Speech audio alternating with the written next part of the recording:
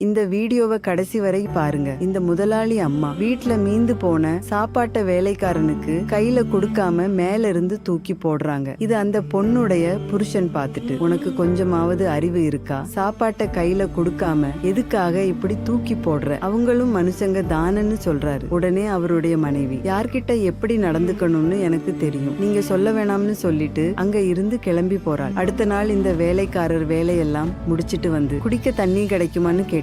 உடனே இந்த நபர், இருப்பா கூல் ட்ரிங்க்ஸ் இருக்கு, இத நீ குடின்னு சொல்லிட்டு வெள்ளி டம்ளர்ல கூல் ட்ரிங்க்ஸ ஊத்துறாரு. உடனே அவருடைய பொண்டாட்டி, வேலைக்காரனுக்கு வெள்ளி டம்ளர்ல ஜூஸ் குடிக்கிறீங்களா? மண்பாண்டம் டம்ளர்ல தான் கொடுக்கணும், அவனுக்கும் நம்மளுக்கும் வித்தியாசம் இருக்குன்னு சொல்றாங்க. சொல்லிட்டு அந்த வேலைக்காரன் கிட்ட, இந்த டம்ளர்ல தண்ணி குடிக்கிறியான்னு கேக்குறாங்க. அதுக்கு அவரு, இல்ல மேடம், நான் வீட்லயே போய் தண்ணி குடிச்சுக்கிறேன்னு சொல்லிட்டு அங்க இருந்து கிளம்பி போறாரு. இதெல்லாம் ஒரு சைடு இருக்கட்டுங்க. நமக்கு கீழே வேலை செய்யறாங்கன்ற ஒரே காரணத்துக்காக அவங்கள கேவலமா நடத்துற இந்த மாதிரி ஆட்களை என்ன பண்ணலாம்னு இந்த வீடியோவுக்கு ஒரு லைக் போட்டு கமெண்ட்ல சொல்லுங்க. அடுத்த நாள் இந்த பொண்ணு வெளியில கிளம்பும் போது திடீர்னு மயக்கம் போட்டு கீழே விழுந்துட்டாங்க. அதை பார்த்த உடனே இந்த வேலைக்காரர் டாக்டருக்கு போன் பண்ணி வர சொல்றாரு. டாக்டர் வந்து அந்த லேடியோட உயிரை காப்பாத்துறாரு. அந்த நேரத்துல அவருடைய புருஷனும் அங்க வந்துட்டாரு. அப்போ டாக்டர் அவர்கிட்ட, இந்த வேலைக்காரர் மட்டும் இல்லனா உங்களுடைய பொண்டாட்டிய நீங்க உயிரோடவே பார்த்திருக்க முடியாதுன்னு சொல்லிட்டு அங்க இருந்து கிளம்பி போறாரு. அதுக்கப்புறம் இந்த பொண்ணு